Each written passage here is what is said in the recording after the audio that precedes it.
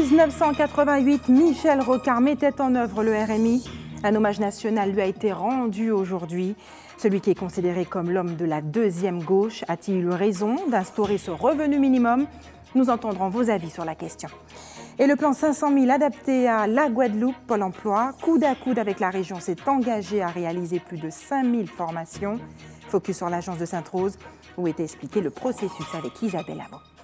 Et le chemin fut long et laborieux, mais les travaux du nouveau CHU de Pointe-à-Pitre ont commencé. Un projet majeur pour la santé publique en Guadeloupe. Ce nouvel hôpital associera efficacité médicale et qualité d'accueil. Le reportage de Linda Kayarsi dans quelques minutes. Bonsoir, je suis très heureuse de vous retrouver. Et les fans de l'équipe de France sont tout aussi heureux. Ce soir, les Bleus se sont qualifiés cet après-midi face aux Allemands. C'est la première victoire de la France dans une compétition officielle face à l'Allemagne depuis 1958. Les Bleus affronteront dimanche prochain en finale le Portugal de Cristiano Ronaldo. On lui doit l'instauration du RMI et la création de la contribution sociale généralisée en 1991. L'engagement de l'ancien Premier ministre Michel Rocard, mort il y a 5 jours des suites d'un cancer, a été salué aujourd'hui. Une journée d'hommage national lui a été rendue. Que pensez-vous de son action? A-t-il eu raison de créer le revenu minimum d'insertion? Karen Diamin vous a posé la question. RMI revenu à finir là, hein, ça a incité les jeunes, il y a qui fait tout le monde. Hein, ils n'ont pas fait pour travail, c'est il y a qui ça va faire. Et quand vous le savez encore, et Adam, Bougla mettait RMI là, il mort, Michel Rocard. Alors, regardez depuis mettait RMI, pour ne pas travailler, il a tout envie de travailler au noir. Regardez, moi, je travaille en plein midi, on va faire ça. En TPJ, je prépare, je regarde match en moins. Hein? C'est rien qui ça. D'une certaine façon, ça aide les personnes qui sont en difficulté pour trouver les emplois. C'est une bonne chose que l'État a mis en place. Mais de notre côté, il y a certaines personnes qui, d'une certaine façon, ils comptent que dessus pour survivre parce qu'on ne peut pas vivre seulement du RSA parce que c'est juste une petite somme qu'on donne pour nous aider. Et ça devient presque un vice parce qu'il y a certaines personnes, ils attendent vraiment sur ces revenus-là pour avoir de quoi vivre, de quoi manger, de quoi se nourrir et tout. Ils ne veulent pas qu'on travaille et ils veulent qu'on nous donne 500 € par mois et puis la chose est bonne. Et puis on touche les allocations, logement, des choses comme ça. Mais nous, on n'a pas besoin de faire ça. On a besoin de la dignité. Ça nous permet d'avoir un peu d'argent. Et côté Favo, c'est que ça incite les gens à rester au chômage. Parce que si on a un peu d'argent chaque mois, à quoi ça sert de travailler puisque l'État nous donne de l'argent? Et pour moi, c'est du côté pas bon. Parce que même si on a le RSA, il ne faut pas trop pour moi abuser de l'État. Il faut continuer à trouver chercher du travail. Ce serait mieux si l'État contrôlait ce financement. C'est-à-dire les gens faisaient un travail d'intérêt public pour mériter ce petit sou. Parce que ce sou-là, ce sont des gens qui travaillent, tous ceux qui paient des impôts, qui redistribuent. Mais en contrepartie, ceux qui le reçoivent auraient dû avoir quelque chose en échange, soit nettoyer, rendre belle la ville, quel que soit. Non, je ne dirais pas ça, parce que je suis un jeune, tout le monde veut avancer, tout le monde veut arriver à leur histoire de RMI, il ne faut pas cataloguer les jeunes pour savoir que ouais, c'est une bonne définition. Non, je suis un jeune, il faut donner notre chance. Les patrons, si vous m'entendez, ouvrez votre porte aux RMistes, parce qu'ils y cherchent et pas laisser bien la rue là. Et dans le cadre de la semaine de la formation professionnelle de l'insertion, Pôle emploi a ouvert ses portes un peu partout dans l'archipel. Il s'agit de mettre en œuvre le plan 500 000 formations lancé par le gouvernement. Isabelle Amont s'est rendue à l'agence de Sainte-Rose où était expliqué le processus. On regarde son reportage. Avec le plan 500 000, des moyens supplémentaires sont mis en place pour favoriser l'insertion ou la réinsertion professionnelle. En partenariat avec le Conseil régional, nous avons décidé de faire une journée spécifique formation. Et nous avons invité beaucoup de demandeurs à se présenter ici pour justement rencontrer un conseiller et voir s'ils ont un projet de formation, puisqu'on a les moyens de financer leurs projets. Des formations dans l'agriculture, le tertiaire, l'industrie, le service à la personne ou encore le transport. Tous les secteurs professionnels sont balayés. Pas de profil particulier pour bénéficier du service. Il faut néanmoins y mettre un projet. Il y a le demandeur qui a déjà identifié sa formation. Donc là, on a pu mettre en place le fait que déjà, on monte le projet de financement. Deuxième niveau, la personne voudrait travailler dans un secteur, mais elle n'a pas encore beaucoup travaillé sur la question de la formation qui lui conviendrait. Donc l'objectif, c'est d'aller plus loin avec elle, d'explorer. Et puis, on a des personnes qui n'ont pas du tout travaillé l'idée de formation, mais qui sont quand même intéressées pour réfléchir à cette option. Aujourd'hui, des demandeurs ont été inscrits sur des formations qui débutent en août. Ils seront suivis jusqu'à finalisation de leur projet. Et une nouvelle étape importante a été franchie dans le projet de reconstruction du CHU. Les travaux de terrassement du futur centre hospitalier universitaire situé à Perrin-aux-Abîmes ont commencé depuis plusieurs semaines. Un projet majeur pour la santé publique en Guadeloupe. Reportage Linda Kayarsi. Le projet de reconstruction du nouveau CHU entre dans une phase opérationnelle, les travaux de terrassement. Sur le terrain, il y a tous les travaux de décapage de la terre végétale, de terrassement, les premiers réseaux d'eau, de la gestion des eaux pluviales qui va être fait, qui est quelque chose qui se fait progressivement.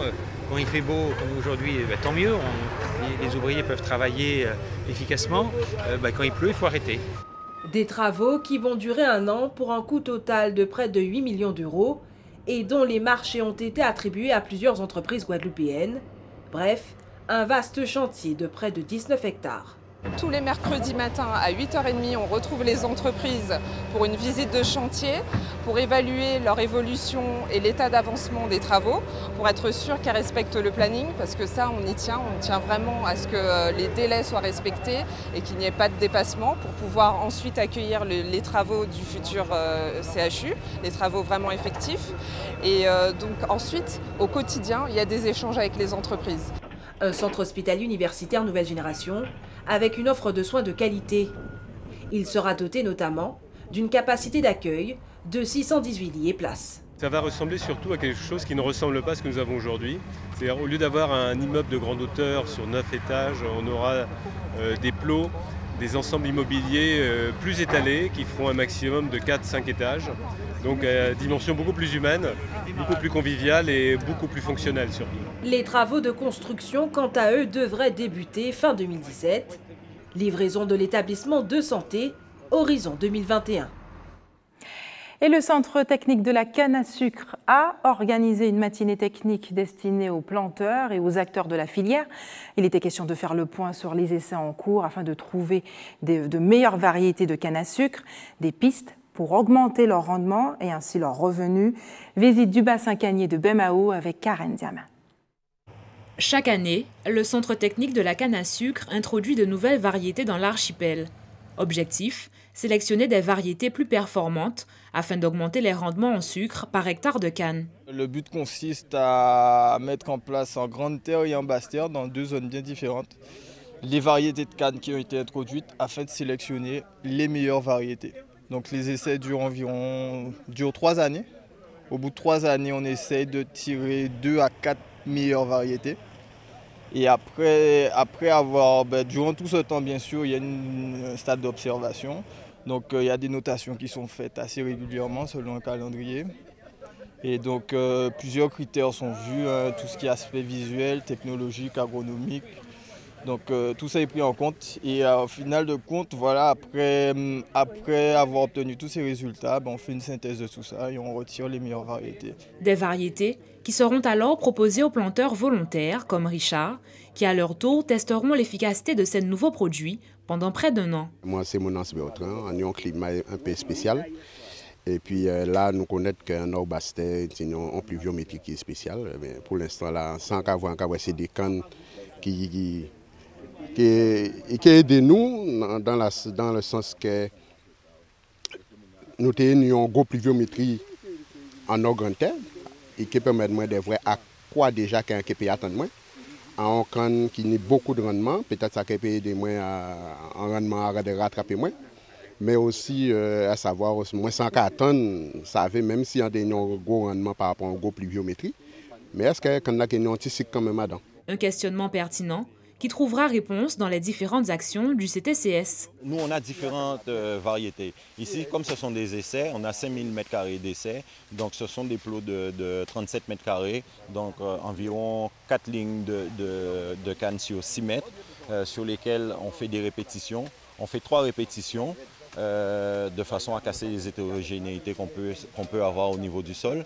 Et ce sont des variétés qu'on compare à la variété de référence du terroir. Plus vous obtenez une bonne variété, plus il est difficile après de trouver une meilleure. Les dernières variétés, elles datent de 15 ans. Les dernières variétés qu'on a, elles datent de 15 ans parce qu'on n'a pas pu faire mieux. Chaque kilogramme gagné, c'est comme ça on avance kilogramme par kilogramme. Donc chaque fois qu'on aura une variété qui nous permet d'avoir un meilleur rendement, une meilleure performance, bon, on va la garder. Maintenant, c'est un travail de longue année. Un travail qui n'en est qu'à sa première étape, puisqu'il faudra encore attendre 3 récoltes en essai pré-industriel chez les planteurs volontaires, afin de trouver les meilleures variétés pour la Guadeloupe. Face à l'insularité de nos territoires, au changement climatique, des chercheurs caribéens s'organisent pour trouver des solutions innovantes afin de produire une alimentation saine et qui respecte également l'environnement. Ainsi, du 10 au 16 juillet prochain, la Guadeloupe recevra un événement international, le 52e congrès de la Caribbean Food Society, une manifestation qui aura lieu sous l'égide de l'INRA, Antilles-Guyane. Harry Osier-Lafontaine, bonsoir. Bonsoir. Merci d'avoir accepté notre invitation. Vous êtes le vice-président de cette organisation, oui. Également directeur de recherche et président du centre INRA Antilles-Guyane. Tout d'abord, est-ce que vous pouvez nous présenter cette organisation créée il y a déjà un demi-siècle? Quelle était l'idée de départ? Voilà, donc la Caribbean Food Club Society, la CFCS, donc a été créée en 1963 à l'initiative d'agronomes de la Caraïbe qui voulaient justement chercher à mieux intégrer les connaissances, les informations, les idées, les pratiques donc, entre les acteurs de la Caraïbe. Donc ils ont fondé cette société qui se réunit chaque année dans une région de la Caraïbe, qu'elle soit insulaire ou continentale. Donc c'est une société qui est très active dans le domaine de l'intégration caribéenne. Alors ce congrès qui va rassembler près de 300 participants en provenance de la Grande Caraïbe, mais également d'Europe, des États-Unis, d'Afrique, aura pour thème l'agroécologie et la bioéconomie pour la Caraïbe. À quoi correspondent ces disciplines? Oui, donc l'agroécologie, c'est en fait le mariage entre l'agronomie et l'écologie. Il s'agit dans ce cadre-là de substituer donc les apports d'intrants chimiques, les intrants de synthèse qui parfois polluent, les pesticides, etc. Donc les substituer par des processus écologiques. Voilà, donc on introduit des processus écologiques dans l'agriculture pour la rendre plus respectueuse de l'environnement et de la santé humaine. De façon concrète, qu'est-ce qu'elles peuvent apporter, j'ai envie de dire, à l'agriculture guadeloupéenne, ces deux disciplines? Oui, alors je parlerai tout à l'heure de la bioéconomie, mais tout d'abord l'agroécologie, c'est pour nous très très important. On est des petits espaces insulaires, fragiles. On a subi il n'y a pas si longtemps, on est encore en train de la subir, la crise de la chlordécone, de la pollution par la chlordécone. Donc il est très important pour nous aujourd'hui de développer d'autres pratiques qui nous permettent à la fois de produire sainement et de préserver l'environnement. C'est ça le but de l'agroécologie. Et donc c'est ce qu'on appelle la transition agroécologique. À côté de ça, donc, il y a un concept, une notion qui est émergente aujourd'hui et qui donc s'inscrit un petit peu dans la foulée de ce qu'on a appelé le développement durable. Nous sommes des petits territoires insulaires, je le rappelais tout à l'heure, mais des territoires donc, qui ne disposent pas de ressources minières, de matières premières, nous n'avons pas non plus d'énergie fossile, nous n'avons pas de pétrole. Donc nous sommes en même temps des territoires qui sont très riches en biodiversité. Et donc c'est cette biodiversité que nous devons protéger, mais aussi mieux valoriser à travers de nouvelles pratiques. Et c'est ce qui s'inscrit dans ce concept, cette nouvelle notion qui émerge, qui est la bioéconomie. Justement, en matière d'agriculture, la Caraïbe est confrontée à quel défi? Bien, un défi très important, c'est le défi de la sécurité alimentaire. Nous dépendons pour la plupart des États de la Caraïbe de manière très très importante d'autres pays pour notre alimentation. En Guadeloupe, nous dépendons à 80% de notre alimentation. Donc c'est vraiment un handicap structurel qu'il nous faut transcender. Alors cela veut dire, cela implique en tout cas de réinventer l'agriculture comme elle est utilisée aujourd'hui, comme elle est faite, construite. Combien d'années seraient nécessaires et quels changements que ça pourrait apporter? Quels sont ces changements? Donc on va parler de processus. C'est vrai qu'il y a une volonté, il y a une prise de conscience générale et je pense qu'elle est manifeste en Guadeloupe et aussi partagée dans d'autres pays de la Caraïbe. Je dis qu'elle est manifeste en Guadeloupe, elle est portée par les collectivités, la région, le département, l'ADEAL. Elle est extrêmement supportée aussi par la Chambre d'agriculture avec laquelle nous travaillons étroitement.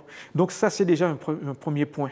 Donc il faut déjà cette prise de conscience. Mais cette prise de conscience, il faut la transformer parce que si on a un potentiel, ce n'est pas synonyme de développement. Donc il faut créer les conditions pour que cette nouvelle agriculture puisse se développer. Et donc ce congrès cherche à répondre en priorité à ce type d'enjeu. Justement, où en est la recherche en Guadeloupe à ce niveau-là?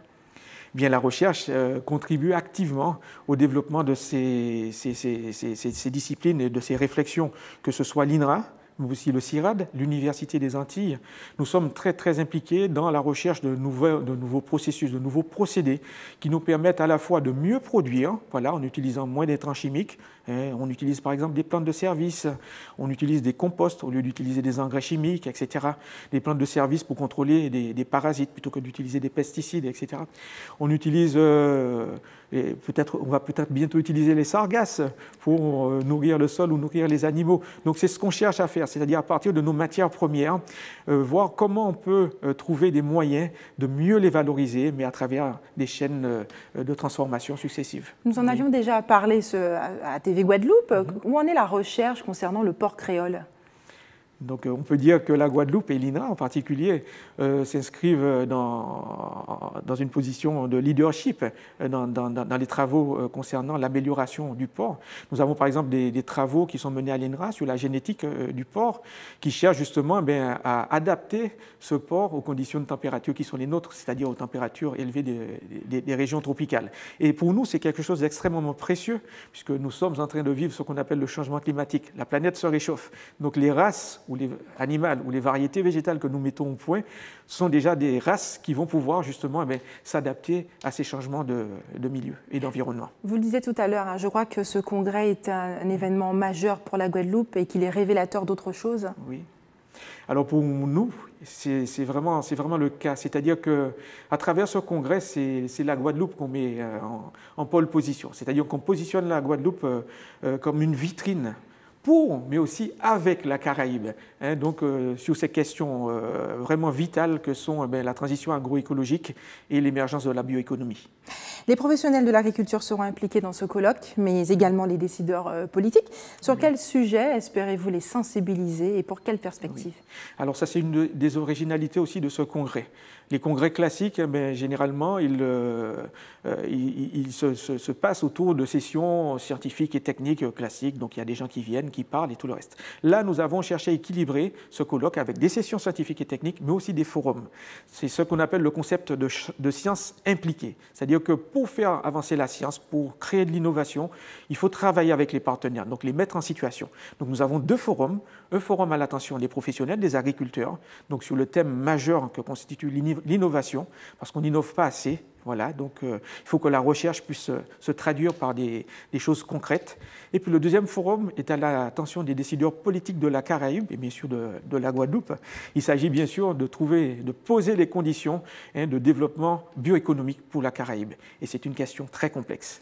Harry Osier-Lafontaine, merci d'avoir accepté de répondre à nos questions ce soir. Vous en aviez peut-être entendu parler, la polémique sur les crèmes solaires survenue en début de semaine. L'association UFC Que Choisir a décidé de porter plainte contre 5 enseignes qui ne respecteraient pas les réglementations en matière de protection UV. Nos confrères d'ATV Martinique se sont penchés sur la question. On regarde. 14h sur la plage de Madiana, le soleil est presque à son zénith. Philippe est venu se baigner avec son fils. S'il est au courant de la récente polémique sur les crèmes solaires, ça ne l'empêche pas d'en faire usage. J'ai entendu, après, c'est comme dans l'alimentation, on mange à tout et on ne sait pas ce qu'on mange vraiment. Pareil peut-être pour les crèmes, enfin moi je me base sous la marque. Dans cette pharmacie du Lamentin, le rayon est prêt pour les grandes vacances. Ici, on s'assure que tous les produits répondent à des normes strictes. L'indice de protection, c'est quelque chose de normé. Donc s'il est à 50, il restera à 50. D'une marque à l'autre, après, ce qui change, c'est les textures, les odeurs. Donc c'est vérifié en labo, la peau doit le tolérer. Il n'est pas question qu'on vende un produit où les personnes sont censées passer un bon moment à la plage et qu'elles se retrouvent avec des grosses urticaires ou des grosses boursouflures. Pour les clients qui préfèrent acheter leur protection en pharmacie, le choix se porte généralement sur l'écran total. Je choisis plus 50 SPF parce que j'ai la peau claire et c'est pour éviter les taches brunes par la suite. Donc vraiment remettre tout le temps, aller à la mer, ressortir, remettre tout le temps, y penser, le dos, le visage, voilà, surtout le corps. Je demande souvent conseil aux pharmaciens parce que bon, pour ma fille c'est relativement évident, mais pour mon bébé c'est quand même plus compliqué, surtout quand ce sont les premières fois où elle doit être exposée au soleil. J'ai pas de marque précise, quoi. Je demande une référence comme pour le soleil. Si je vais à la plage ou si je travaille, comme je suis amené à travailler un peu sur le terrain, j'achète un peu de crème. Selon les dermatologues, la puissance des rayons UV supérieure à 10 présenterait un danger pour la peau. Dans une zone tropicale comme la Martinique, elle peut aller jusqu'à 14. Sous nos latitudes, l'utilisation d'une protection joue donc un rôle essentiel. Alors, ça fonctionne simplement, ils sont composés d'anti-UV qui permettent de repousser les parties nocives des rayons du soleil qui sont les UV. Donc qui peuvent avoir des effets cancérigènes, qui peuvent brûler les cellules qui ont du mal à se réparer. Donc on peut aller sur des tumeurs, quoi. Rappelons qu'il est recommandé de renouveler les applications de crème toutes les 2 heures. Dans tous les cas, les expositions entre 10h et 16h sont à éviter, sans oublier le chapeau pour ne pas attraper d'insolation. Restez avec nous dans un instant, coup de projecteur sur le Festival des traditions croisées à Sainte-Rose. Et puis rencontre avec l'artiste dancehall du moment, je parle bien entendu de Kalash dans quelques minutes. Mais avant, nous en avions déjà parlé dans nos éditions précédentes, près de 800 familles guyanaises seront relogées en raison des risques d'éboulement liés à la colline du Mont Baduel. Une réunion d'information sur les dangers justement de cette colline a eu lieu entre les autorités et les habitants hier soir. L'association des habitants est ressortie insatisfaite. Elle réclame des indemnisations. On regarde le reportage d'Ayodélie Germa d'ATV Guyane. Une salle comble et attentive aux explications des techniciens. Des ponts entiers du Mont Baduel risquent de s'effondrer. On connaît les zones les plus dangereuses. C'est la date qui demeure la grande inconnue. Il n'y a pas d'instrument de mesure qui permette de dire ça va arriver demain. Donc ça peut arriver tout de suite et ça peut arriver dans 10 ans. Personne ne peut le dire. Mais le jour où ça arrive, c'est dramatique. Le Mont Baduel culmine à 103 mètres d'altitude. Sur ses flancs, 2 zones rouges de dangerosité identifiées par le Bureau de recherche géologique et minière. Des zones correspondant à des potentiels glissements de grande ampleur. La totalité de la zone rouge est à évacuer, puisqu'elle est dangereuse, parce que c'est une zone qui est inconstructible. Et donc si quelqu'un demande un permis de construire, il ne pourrait pas l'obtenir. À l'intérieur de ça, donc, ce qui a été regardé, c'est l'instabilité mécanique. Et cette instabilité mécanique met en évidence, disons, 2 grandes zones et 2 plus petites qui sont particulièrement sensibles à des glissements, des glissements de grande ampleur. Alors, il faut bien voir qu'un glissement de grande ampleur, c'est quelque chose qui peut se décrocher sur plusieurs dizaines de mètres, donc 2 ou 3 fois la hauteur des immeubles qui sont autour de nous, ici à Vendôme. Et qui vont partir jusqu'au bas de la pente. C'est le genre de glissement qu'il y a eu sur le mont Kabassou, par exemple. Le 19 avril 2000, une portion du mont Kabassou s'affaisse en causant la mort de 10 habitants. Aujourd'hui, ceux du mont Baduel reconnaissent le bien fondé de cette évacuation. S'il y a un danger, alors là, on doit évacuer et puis j'ai accès. Je me plains pas. Depuis que moi je sais que je suis en sécurité, je n'ai pas de problème à ça. À partir de demain, la cellule de crise se rendra sur place pour évaluer la situation de chacun des habitants, de sorte à traiter le relogement au cas par cas.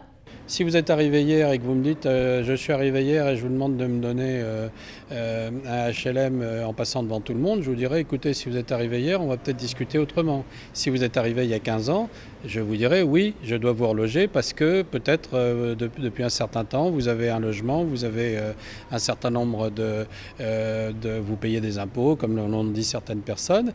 Mais l'option des logements sociaux ne suscite pas l'engouement des délogés. Pour le porte-parole de l'association des habitants, il serait préférable d'envisager des indemnisations. Les personnes qui ont habité là-bas, ils ont 40, 30, 35, 25, 15 ans, etc. normalement, ce n'est pas évident d'aller vivre dans le premier, deuxième, troisième étage d'un HLM, ce n'est pas la peine. Je vais au moins qu'on évalue les maisons et puis comme ça, que normalement, on leur donne une indemnisation quand même. Ce serait plus mieux quand même. À terme, toutes les habitations du Mont Baduel devraient être détruites et le site interdit à la construction. C'est l'artiste de référence de la scène dancehall. Demain soir, Kalash sera en concert gratuit sur la pelouse de la Savane en Martinique. Plus de 20 000 personnes sont attendues à Fort-de-France. La municipalité a rencontré ce matin l'artiste et les médias pour présenter le dispositif d'accueil et de sécurité de ce concert événement. Reportage Marie Tricot, Guy-Raphaël René, d'ATV Martinique.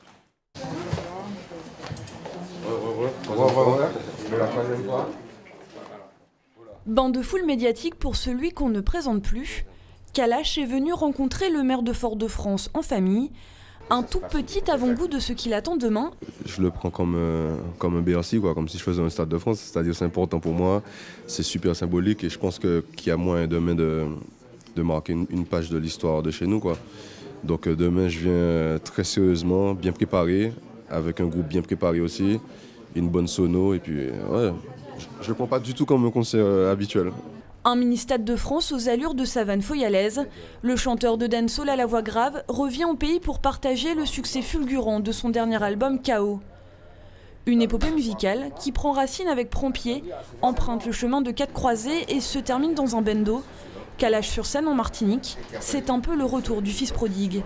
Kalash, c'est un chanteur. Pourquoi tu es content de le voir demain?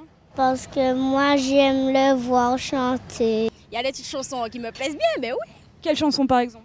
Sa dernière chanson, Taken. Vous me faites un petit extrait? Pas encore le morceau le plus populaire sur les ondes, pourtant pas d'hésitation pour entonner le premier couplet.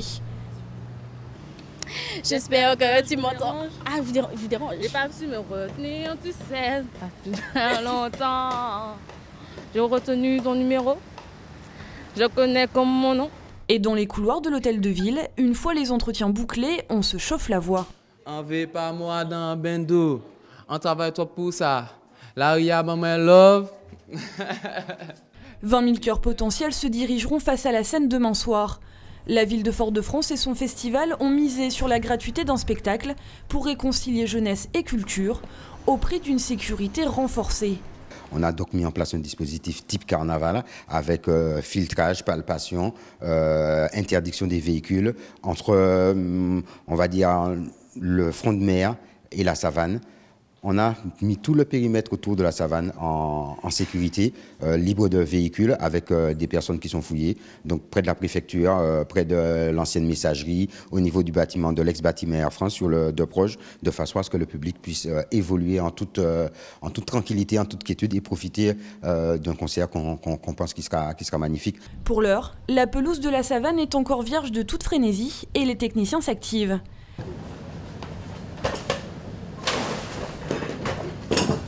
Au son de Kalash se mêlera un jeu de lumière.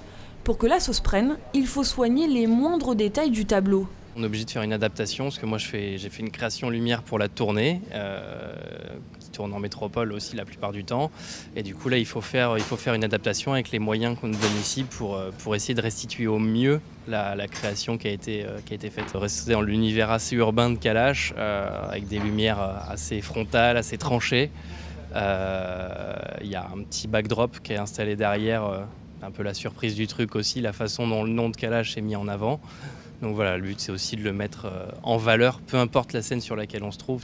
Le nom de Kalash illuminera Foyal demain soir pour un unique concert, avant de briller sur la façade de la mythique scène de l'Olympia en novembre prochain. Elle a été révélée au grand public en 2011 avec sa chanson « Reviens-moi ». Depuis, elle fait un carton, plus de 15 000 albums vendus et près de 88 000 personnes la suivent sur les réseaux sociaux. Le phénomène Stony n'en finit pas de surprendre le milieu du zouk. Elle vient de sortir son dernier morceau, « Pardonne-moi », et sera sur scène demain soir à La Casa. Stony, bonsoir. Bonsoir. Merci d'avoir accepté notre invitation. Je le disais tout à l'heure, 66 000 fans sur Facebook, oui. 88 000 sur les autres réseaux sociaux et près de 10 000 albums vendus pour votre deuxième album. Comment vous expliquez ce succès ? Alors, comment expliquer ce succès? Je pense que c'est avant tout grâce à mon public qui me soutient, parce qu'en vrai, en fait, c'est toutes les personnes qui sont autour, telles que mon équipe, telles que ma famille, qui me permet vraiment aujourd'hui d'être où j'en suis. Demain soir, vous serez sur scène à La Casa. Vous avez d'ailleurs invité d'autres artistes à vous rejoindre. Tout à fait. Est-ce que vous pouvez nous en parler ce soir? Bien sûr. Donc, j'ai invité Tic MJ. Pourquoi? Parce qu'on va sortir un titre très très prochainement ensemble, et c'est pour moi un artiste envers qui j'ai eu un énorme coup de cœur parce que j'aime énormément son univers musical. J'ai invité Lissina Jean parce que je trouve qu'elle est top aussi, Dasha, et aussi Yohan et Milka qui vont venir chanter leur duo Amour Impossible pour la première fois en Guadeloupe.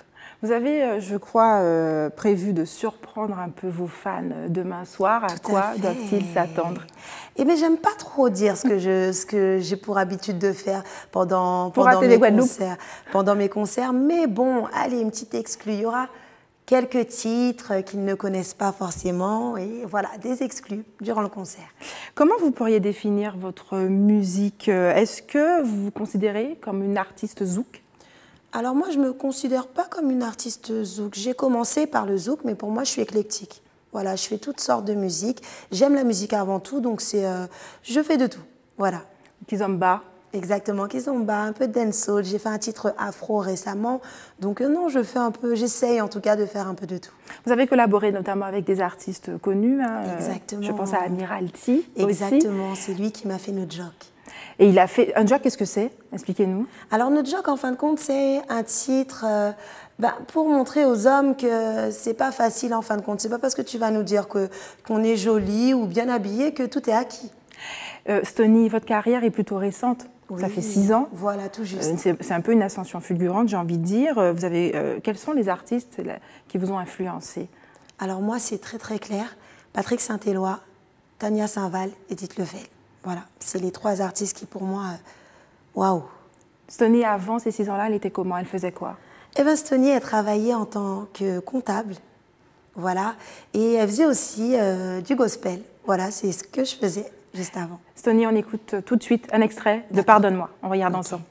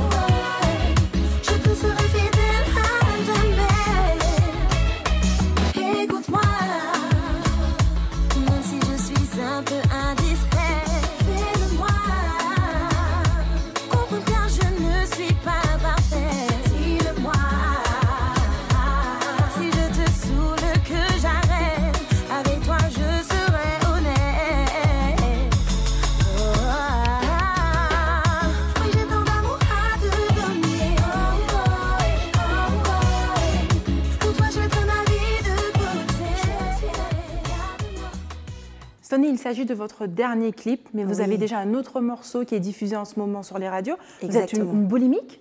Exactement. J'aime beaucoup sortir beaucoup de titres, et surtout que c'est les vacances. Et puis, c'est des titres différents. Là, c'était un petit zouk, donc pardonne-moi pour le petit côté sensuel, on va dire. Mais il y a un titre qui est sorti, donc qui est afro. Donc là, c'est pour faire la fête, c'est les vacances. Donc, c'est important pour moi. J'aime beaucoup. Il y a un autre artiste qui a cartonné, on en parlait tout à l'heure, il sera en concert en Martinique.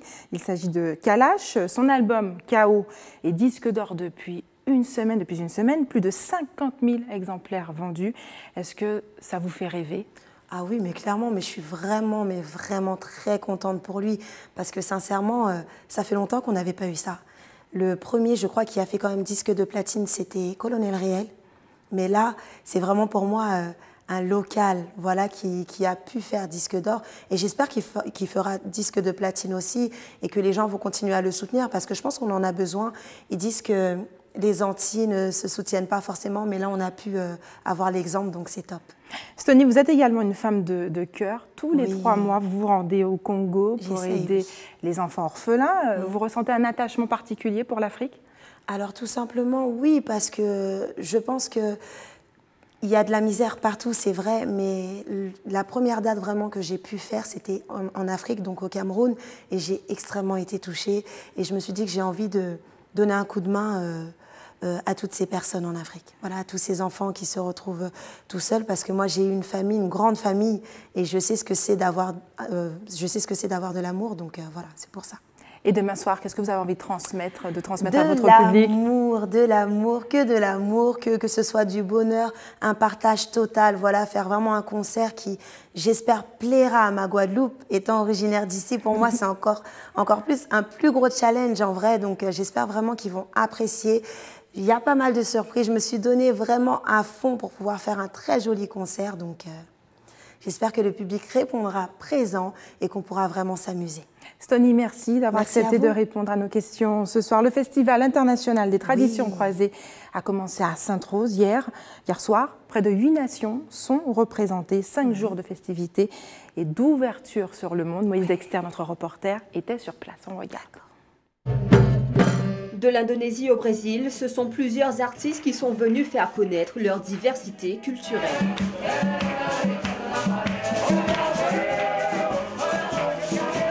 Il y a 3 origines à notre pays, l'origine indigène, l'origine africaine et aussi européenne, portugaise surtout.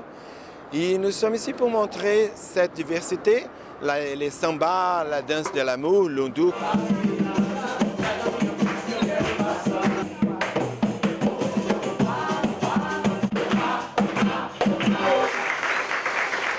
On a mené par ici donc 15 danses, 15 chorégraphies différentes.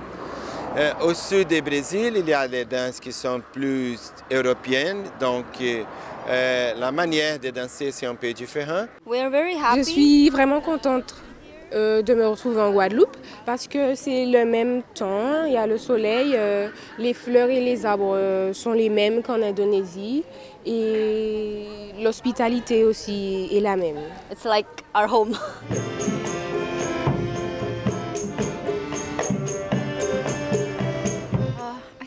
Je pense que le public a vraiment aimé notre prestation, quel que soit le pays. Les échanges culturels sont vraiment intéressants. Un festival pas comme les autres qui fait vivre la commune de Sainte-Rose autrement depuis lundi. Il y a eu le grand podium, la grande scène avec l'ensemble des groupes du festival. Ça s'est très bien passé. Il y avait beaucoup de monde à Sainte-Rose donc hier soir et ça continue avec les groupes jusqu'à dimanche. Comme ça, on aura des scènes donc sur la place tricolore pour permettre donc encore une fois, on le répète, la population de découvrir en fait donc l'ensemble des cultures du monde, l'ensemble des cultures qui sont chez nous à Sainte-Rose. Le festival international est ouvert au public jusqu'à dimanche.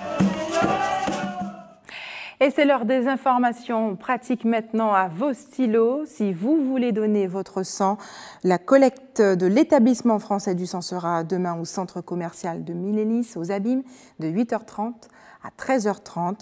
Et puis sachez que la 29e édition du Festival de Gros-Cas de Sainte-Anne commence ce soir. Un clin d'œil sera fait cette année aux musiques du patrimoine local menacé de disparition. On note la présence des Mayoleurs du Moule ainsi que de musique indienne avec Nataraja. C'est la fin de notre édition locale et régionale. On se retrouve dans un court instant pour le rappel des titres.